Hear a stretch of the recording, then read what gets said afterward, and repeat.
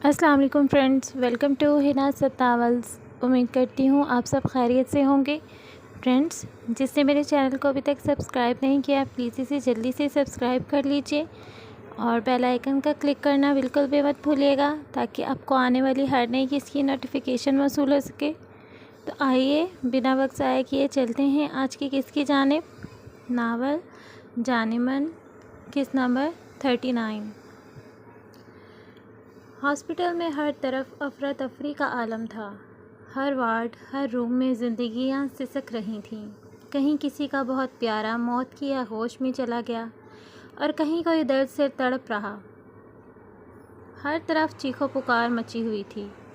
Hospital میں داخل ہوتے ہی انسان دوسروں کے غم دیکھ کر اپنی پریشانی بھول جاتا ہے، لیکن سید مزمل شاہ اس وقت پچھلے 1 گھنٹے سے ہاسپٹل کے کاریڈور میں چکر لگاتا، دعا کی صورت دونوں ہاتھ ہونٹوں سے لگائے مسلسل قرآنی آیات کا ورد کر رہا تھا۔ بظاہر آنکھیں خشک تھیں، لیکن اس کے آنسو اس کے دل پر گر رہے تھے۔ وہ آس بھری نگاہوں سے ICU کے بند دروازے کو دیکھتا دعا گو تھا۔ Excuse me? اسے ICU کے دروازے کی جانب اشارہ کر کے سید مزمل شاہ سے پوچھا۔ جو اندر پیشنٹ ہیں ان کے ساتھ آپ ہیں کیا؟ جی سسٹر، میری وائف ہے۔ پیشنٹ کی حالت بہت بگڑ رہی ہے، آپ جلد از جلد O نیگیٹو بلڈ کا ارینج کریں۔ ذرا سے بھی تاخیر ماں اور بچے دونوں کی جان کو خطرے میں ڈال سکتی ہے۔ سسٹر، آپ کے سارے ڈیوز میں کلیئر کر دوں گا، آپ جلد از جلد میری مسز کا ٹریٹمنٹ شروع کریں۔ سر، آپ کو خود بلڈ کا ارینج کرنا ہوگا کیونکہ ہمارے ہاسپٹل میں اویلیبل نہیں۔ جلدی پلیز، وہ نرم لہجے میں کہتی وہاں سے تیزی سے نکل گئی۔ خون کا ارینج وہ کر چکا تھا۔ اب ہاسپٹل میں بیٹھا وہ زیر لب یہی دعا کر رہا تھا کہ اسے کچھ نہ ہو۔ اپنے خون سے رنگین ہاتھوں کو دیکھ کر وہ اذیت سے آنکھیں میچ گیا۔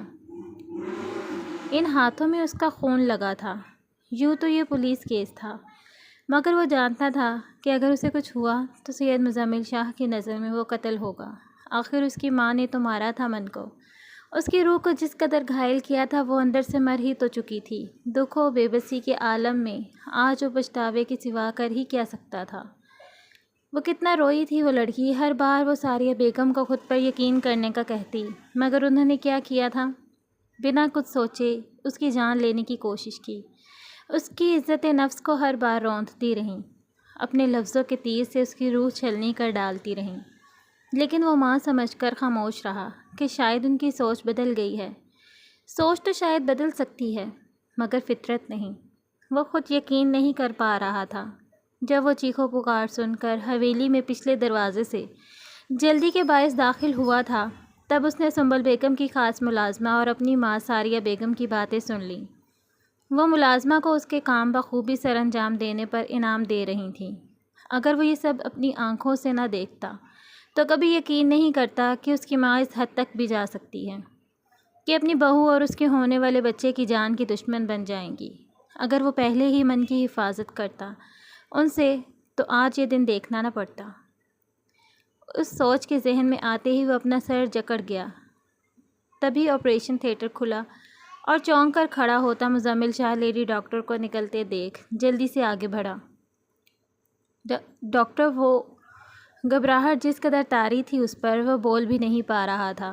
بس جسم کا ہر عضو کان بنا ڈاکٹر کے منہ سے یہ لفظ سننے کا منتظر تھا کہ وہ ٹھیک ہے، مگر نہ جانے کیوں دل عجیب خوف زدہ تھا مقابل کھڑی ڈاکٹر کے مایوس چہرے کو دیکھ کر۔ تحمل سے بات سنیں شاہ جی، ہم نے اپنی طرف سے مکمل کوشش کی، لیکن گہری چوٹ لگنے کے باعث خون بہت بہہ چکا ہے، اور چونکہ ان کا مس کیریج بھی ہوا ہے تو سوری، ہم آپ کے بچے کو نہیں بچا سکے، اور آپ کی مسز ابھی ہوش میں نہیں ہیں۔ ڈاکٹر پیشہ ورانہ انداز میں بولی تھی، مگر سید مزمل شاہ پتھرائی نظروں سے انہیں دیکھتا رہ گیا۔ دل میں درد کی جو بڑی ٹیس اٹھی تھی، اسے لگا وہ اس کا سینہ چیر دے گی۔ ڈاکٹر کے کہے الفاظ اسے انگارے کے مانند اپنے جسم کو جلاتے ہوئے محسوس ہوئے۔ بے جان ہوئے قدموں کی وجہ سے لڑکھڑاتا وہ گرنے کے انداز میں بینچ پر بیٹھا۔ اپنی نفرت، غصے اور اناق کی بدولت اس کی ماں اندھی ہو چکی تھی کہ وہ اس کی حالت پر بھی ترس نہیں کھایا۔ وہ کرب سے آنکھیں میچ گیا۔ وہ جھٹکے سے آنکھیں کھول گیا اس بات پر، مگر ڈاکٹر تب تک آگے بڑھ چکی تھی۔ آج سید مزمل شاہ ہارا تھا، بہت بری طرح، اپنوں کی لگائی گئی آگ سے، ان کی نفرت کی آگ سے۔ وہ بے اختیار سسکا تھا۔ اچانک آنکھوں سے ٹپ ٹپ گرتے آنسوؤں کو صاف کر گیا۔ ضبط سے سرخ چہرہ لیے وہ آج دنیا جہاں سے بے خبر من کے لیے رو رہا تھا، اس لڑکی کے لیے جس سے وہ بے پناہ محبت کا دعوے دار تھا۔ رات بھر وہ وہیں کوریڈور میں بینچ پر بیٹھا رہا۔ آنکھوں میں نیند کا خمار تک نہ آیا، بلکہ سرخ آنکھیں رات بھر اذیت میں رہنے کی گواہی دے رہی تھیں۔ دونوں ہاتھوں کی انگلیوں کو ایک دوسرے میں پیوست کیے وہ کئی گھنٹوں سے بس نیچے چمکتے ماربل کے فرش کو گھو رہا تھا۔ وہ خود کو سنبھال نہیں پا رہا تھا تو من کو کیسے سنبھالتا؟ ذہن میں جس قدر جھکر چل رہے تھے، اس کے بالکل برعکس وہ ہارے ہوئے جواری کی مانند خاموش سا تھا۔ باریک لب ایک دوسرے میں اس سختی سے بھینچے تھے کہ اسے منہ سے خون کا ذائقہ محسوس ہوا۔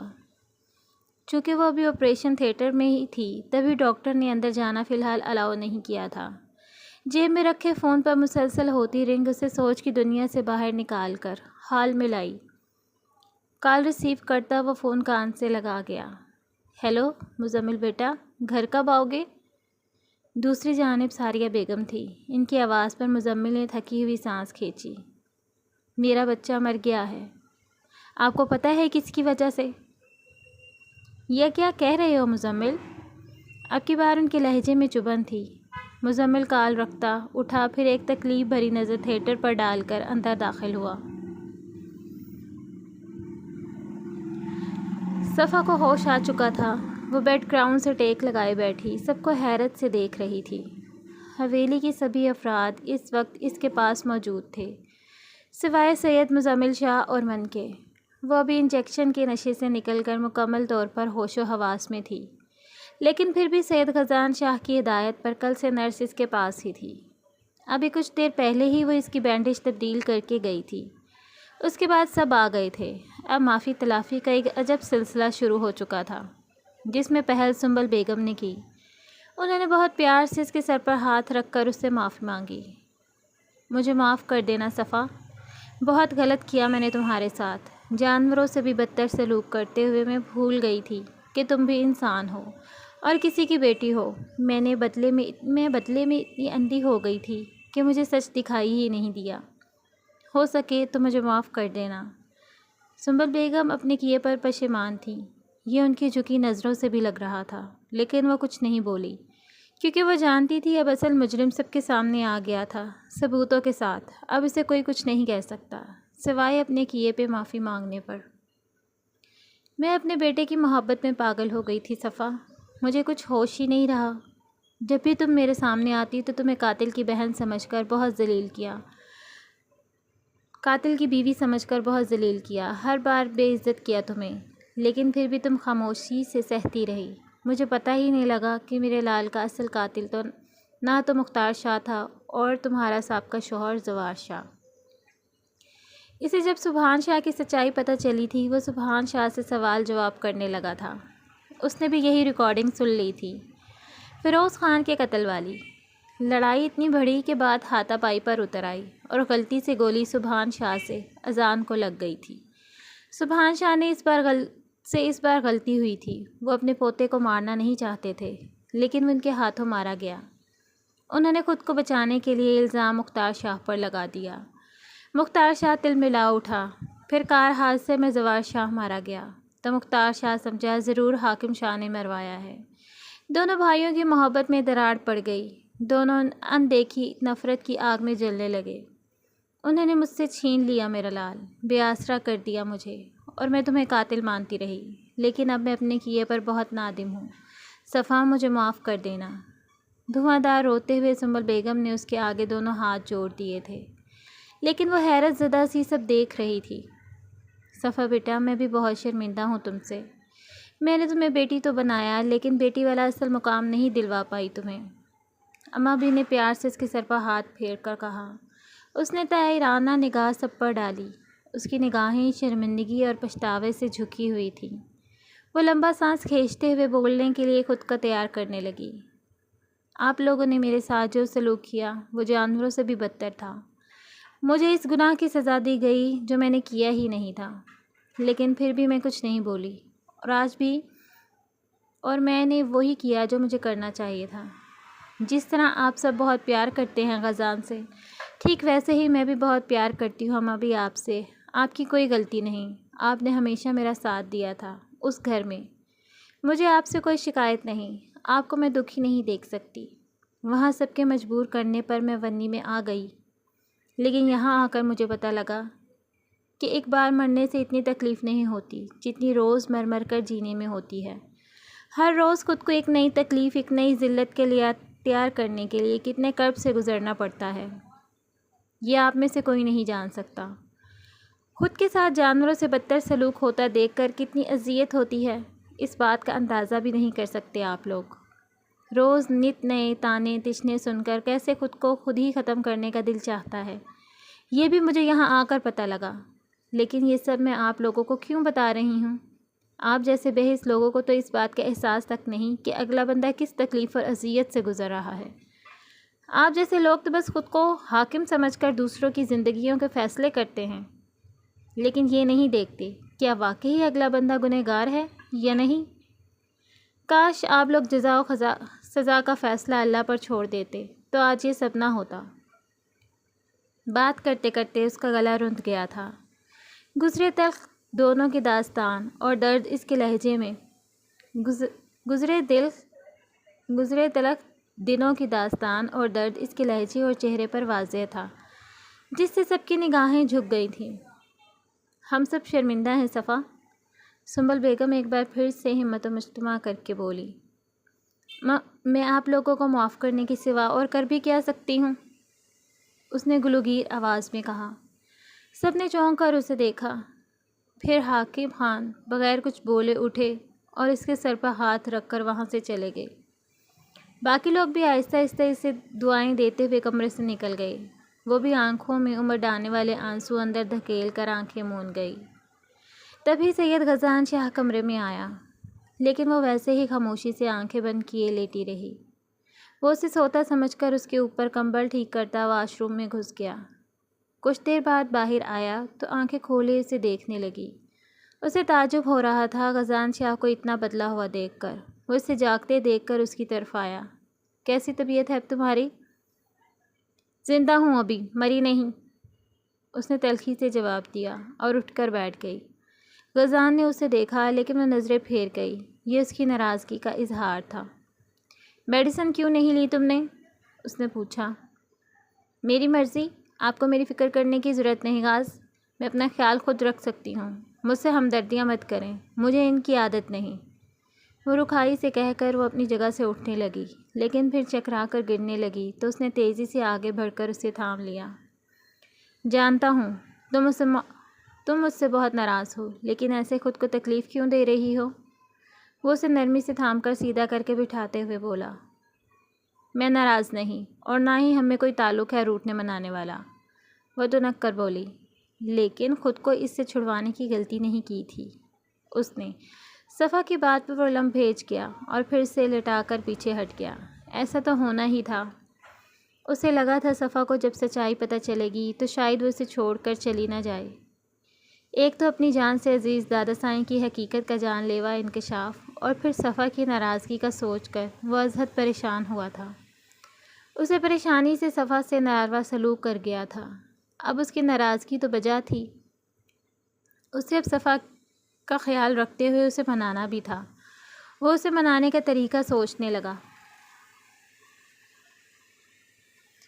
نائزہ والدین سے دنیا سے چلے جائیں تو سب کچھ ختم ہو جاتا ہے، اولاد کے اندر کبھی نہ ختم ہونے والا خلل رہ جاتا ہے۔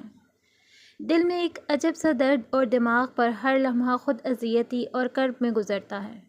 انسان بظاہر تو چہرے پر مسکراہٹ سجا لیتا ہے، لیکن اندر سے ٹوٹا ہوا ہی ہوتا ہے، نہ کسی سے کچھ کہہ سکتا ہے، اندر ہی اندر سلگتا رہتا ہے۔ میرے ساتھ بھی یہی ہوا، مجھے بھی پل پل اذیت کی بھٹی میں اس قدر سلگایا گیا کہ وہ آگ میرے پورے وجود میں سرایت کر گئی۔ وہ اس کے مومی ہاتھ کی پشت کو سہلاتے، اپنے پوروں سے سہلاتے ہوئے ماضی میں گم ہونے لگا تھا۔ میرے والدین کی وفات کے بعد سردار سبحان شاہ مجھے اپنے ساتھ حویلی لے آیا۔ اس نے مجھ پہ احسان کیا، میری جان بخش کر۔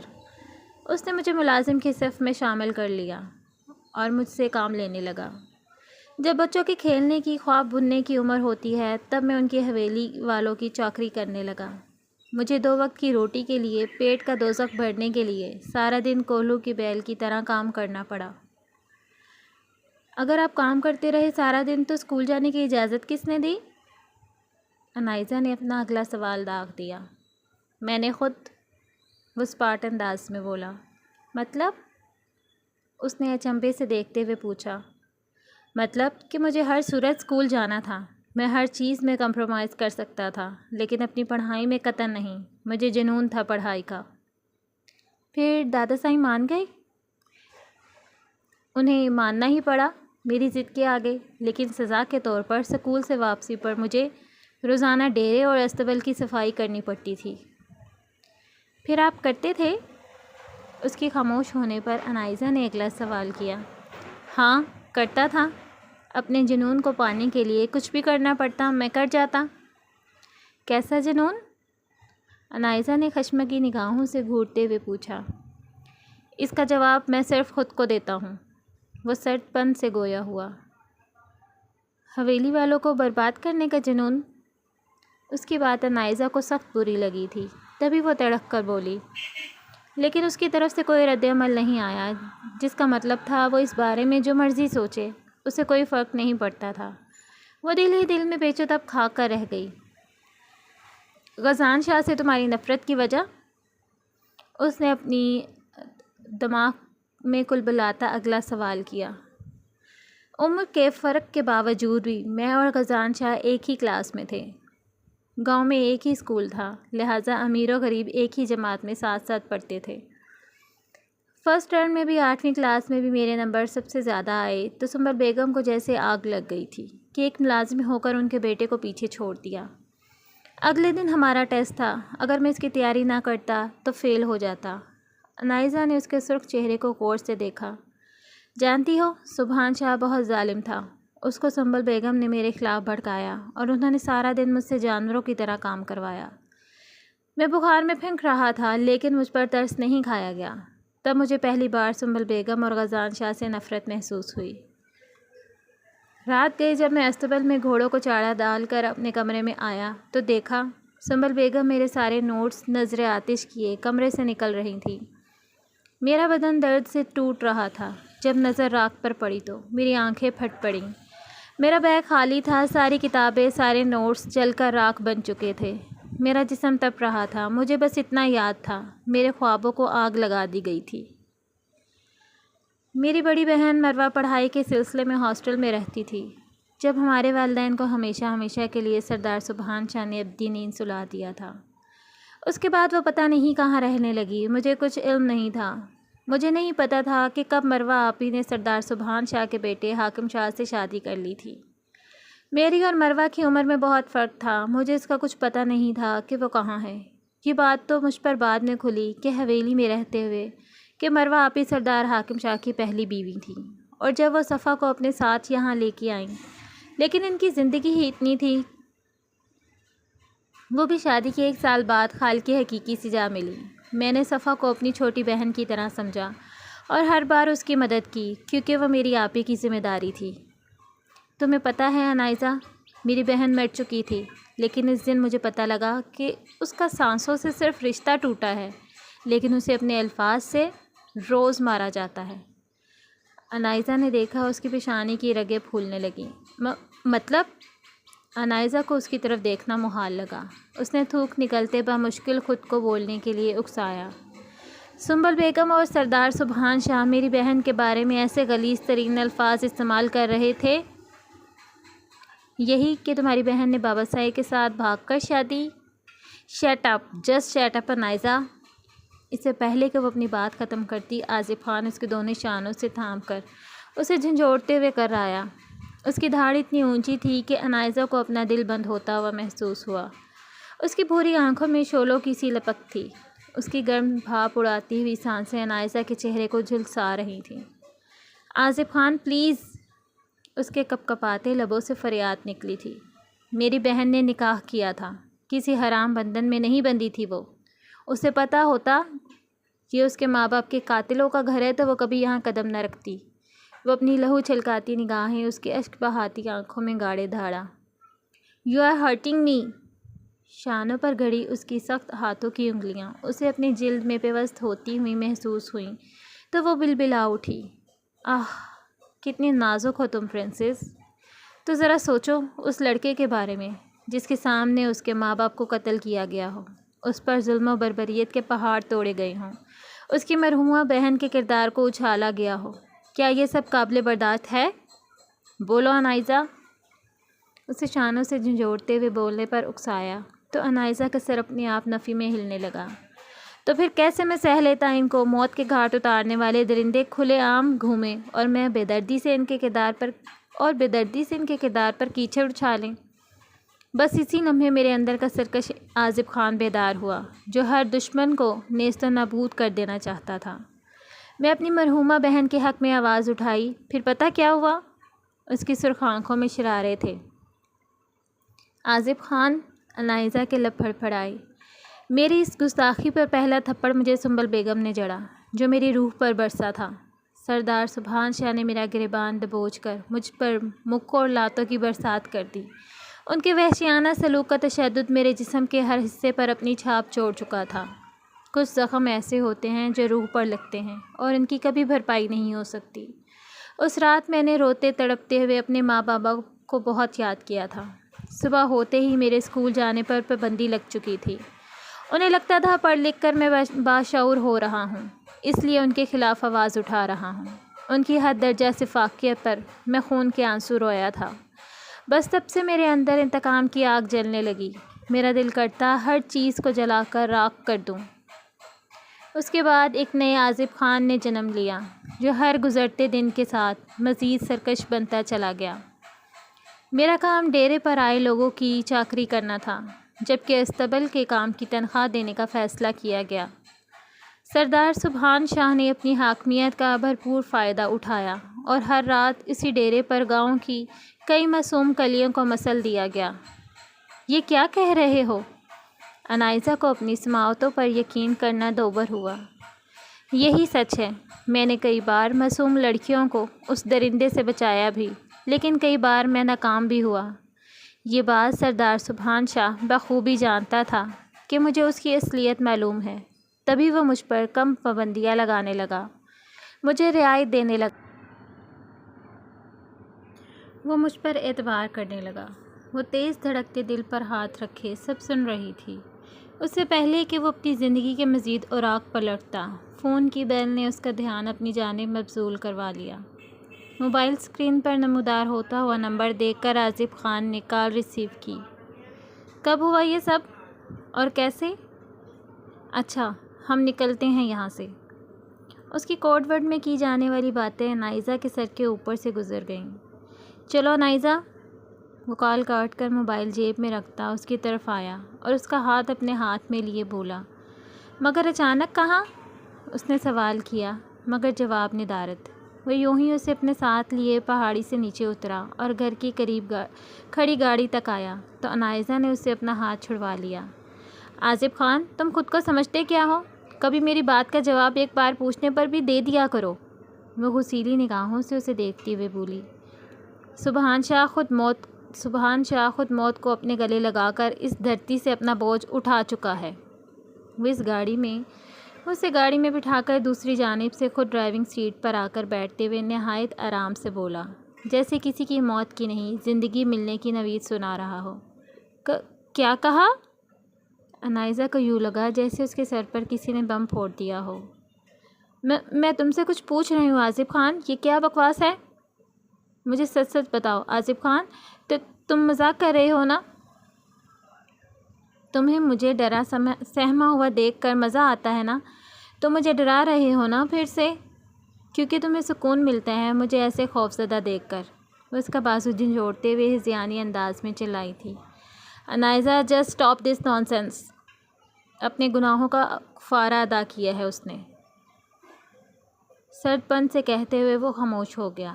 انائزہ خان گہرے سانس لیتے ہوئے سر سیٹ کی پشت سے لگا گئی اور نظریں سامنے اسکرین پر منظر پر مرکوز کر لیں۔ اسے اپنے احساسات منجمد ہوتے ہوئے محسوس ہوئے۔ تو ڈیئر ریڈرز، کیسی لگی آپ کو آج کی قسط؟ بس آج کچھ قسط پڑھنے میں کافی غلطیاں بھی ہو گئی، اس کے لیے معذرت خواہ ہوں۔ بس دھیان میرا تھوڑا الجھا ہوا تھا، گھر مہمان آئے ہوئے ہیں تو میں بہت بیزی ہوں، اور سوری کہ اس کی تاخیر کے لیے۔ پوری کوشش کروں گی نیکسٹ قسط جلدی دے دوں، اور اگلی قسط لاسٹ ہوگی میرے خیال میں، اور شاید اگر لانگ ہوئی تو میں 2 پارٹس میں کر دوں گی۔ یہ سیکنڈ لاسٹ قسط تھی۔ اپنی رائے سے ضرور نوازیے گا، بتائیے گا کیسی لگی آپ کو آج کی قسط، اور لاسٹ ایپی میں آپ کیا چاہتے ہیں، ناول میں کیا ہونا چاہیے۔ اپنی رائے سے ضرور نوازیے گا۔ اپنا بہت سا خیال رکھیے گا۔ آپ کے اتنا سی رائٹر حنا اسد۔ جلدی ملتے ہیں اگلی قسط کے ساتھ۔ اللہ حافظ۔